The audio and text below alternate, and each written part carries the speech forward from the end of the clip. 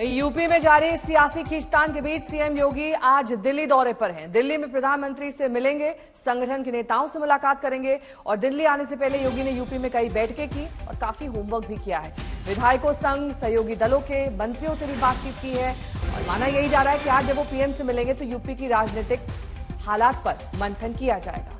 तो उत्तर प्रदेश के मुख्यमंत्री योगी आदित्यनाथ का दौरा बहुत महत्वपूर्ण। उत्तर प्रदेश में भी बैठक हुई जिसमें बताया जा रहा कि जो विधायक हैं उन्होंने अपनी अपनी शिकायतें रखी और अधिकारियों के खासतौर पर अफसरों की शिकायत की गई, जिसमें मुख्यमंत्री ने सीधा कहा कि सबूत दो, हम कार्रवाई करेंगे। अब इसी कड़ी में जब अंतर्कलह की खूब चर्चाएं चल रही है, उस कड़ी में ये दौरा बहुत महत्वपूर्ण हो जाता है।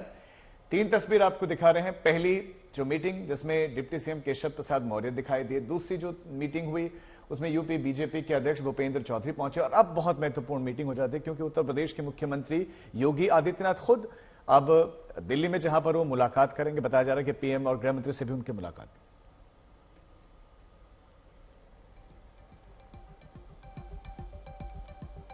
हिमांशु मिश्रा मेरे सहयोगी इस वक्त तमाम जानकारी के साथ दिल्ली से जुड़ गए हैं, वहीं अभिषेक मिश्रा लखनऊ से जुड़ गए हैं। अभिषेक, सबसे पहले सवाल आपसे, ये जो होमवर्क सीएम योगी ने किया है, दरअसल वो होमवर्क ये दर्शाता है कि वहां का मूड दरअसल क्या है, चाहे वो सहयोगी दलों का मूड हो, चाहे वो शिकायतें जो अफसरों के खिलाफ की जा रही हैं भ्रष्टाचार को लेकर हो, इन सभी मूड के साथ वो दिल्ली पहुंचेंगे और क्या प्रधानमंत्री से इस पर चर्चा करेंगे, राय मांगेंगे या फिर हल निकालने पर बातचीत होगी?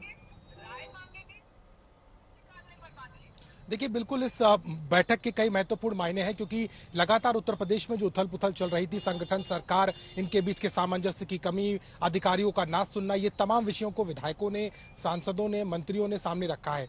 योगी आदित्यनाथ ने बिल्कुल ठीक आपने पूरा होमवर्क किया है, पूरा फीडबैक लिया है, लगातार अलग मंडलों की बैठक ली। कल मेरठ और प्रयागराज मंडल के विधायकों के साथ उन्होंने वार्ता की है, गुर्जर समाज के लोगों से बात की है और तमाम स्टेक होल्डर्स से इस बात की जानकारी ली है कि आखिर जमीन पे क्या दिक्कतें हैं। केवल दिक्कतें ही नहीं बल्कि एक्शन भी हुआ। प्रशासनिक तौर पर जहां पर मुकदमे नहीं लिखे जा रहे थे वहां पर कार्रवाई की गई है और कहीं ना कहीं ये सीधे तौर पर नैरेटिव दिया गया है कि सरकार पूरी तरीके से प्रतिबद्ध है और काम कर रही है और किसी को अगर कोई शिकायत है तो सीधे मुख्यमंत्री से बात कर सकता है।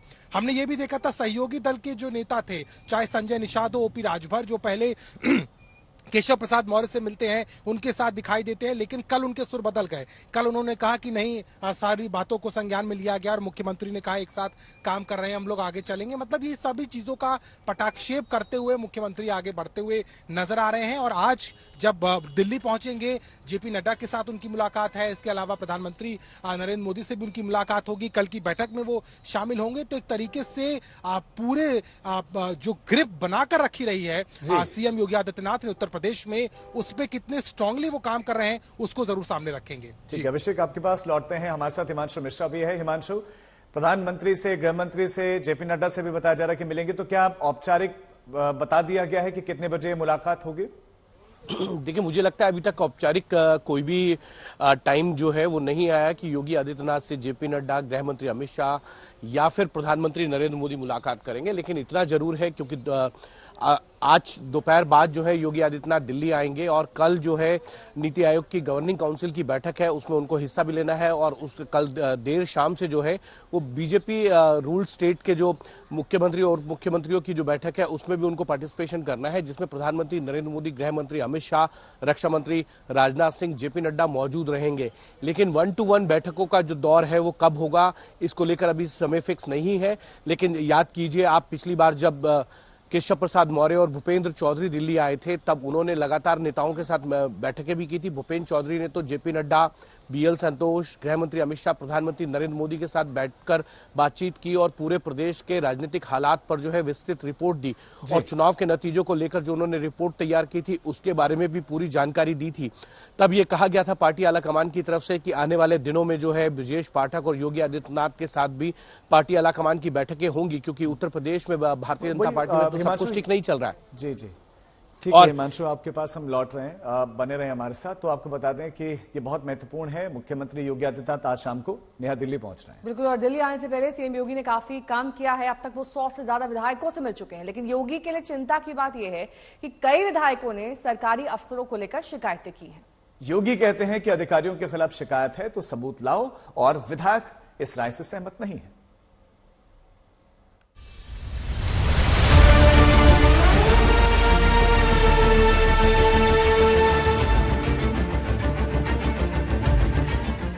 सीएम योगी एक्शन में है,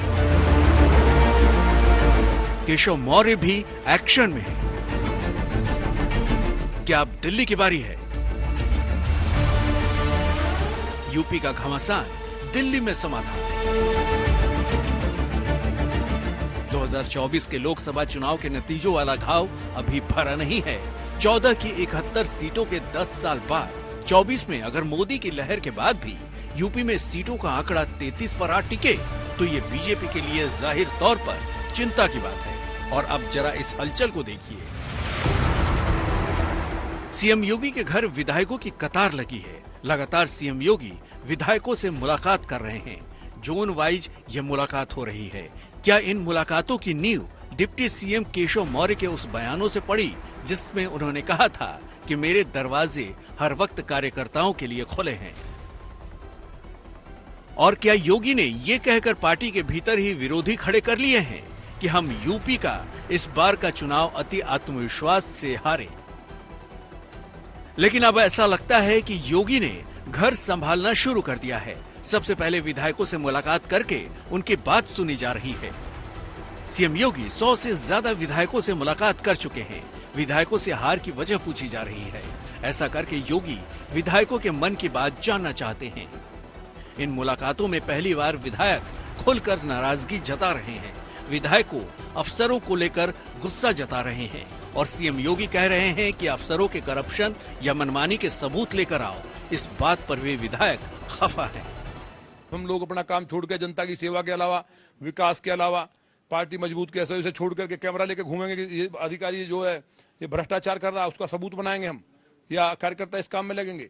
विधायक अगर बोल रहा है, उनके पास लोग आ रहे हैं, किसी अधिकारी के बारे में सबको मालूम होता है कि वो बेईमान है कि ईमानदार है, उसका परसेप्शन उसके आते ही बन जाता है।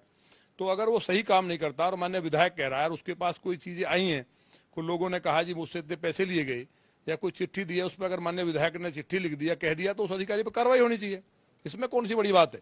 मान लिया कोई डीजीपी है और वो सिपाही की शिकायत आ रही है, क्या डीजीपी को अगर सिपाही के खिलाफ शिकायत आ रही है तो प्रमाण चाहिए हटाने के लिए? डीजीपी तुरंत उसको सस्पेंड करके जेल भेज देगा। तो जब विधायक का प्रोटोकॉल चीफ सेक्रेटरी से बड़ा है, डीजीपी से भी बड़ा है, तो विधायक जो कह रहा है वो जिम्मेवार है इलाके का, अपनी विधानसभा का, और जनता जनार्दन होती है, जनता का चुनाव हुआ है, तो जो जनप्रतिनिधि है वो कोई बात कहेगा तो वो क्या बिना सबूत के कह देगा? योगी अगर बैठकें कर रहे हैं तो इसकी वजह है विधायकों में गुस्सा तो है। हाल में ही कई विधायकों ने खुले तौर पर शिकायत भी की है।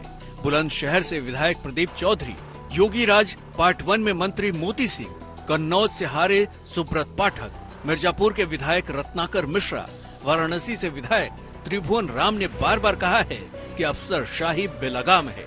इसकी वजह से बीजेपी का ग्राफ गिरा है। लेकिन बीजेपी विधायकों से सीएम की मुलाकात को सामान्य बता रही है। देखिए 16 समीक्षाएं हो चुकी हैं। ये कोई पहली नहीं थी और न ही आखिरी है। अभी प्रयागराज मंडल की हुई है, उसमें जो हम लोग जनप्रतिनिधि हैं सभी आए थे। प्रवीण पटेल जी जैसे प्रयागराज से वो नहीं आ पाए क्योंकि पार्लियामेंट चल रहा है। और समीक्षा के में जो विशेष रूप से जो चुनाव है और आगे हम लोग को क्या करना है तो उसके बारे में चर्चा हुई है और एक सकारात्मक हुई। देखना यह है कि योगी लखनऊ में अपनी पकड़ को बनाए रख पाते हैं या उनकी चुनौतियां बढ़ती हैं। आज तक ब्यूरो।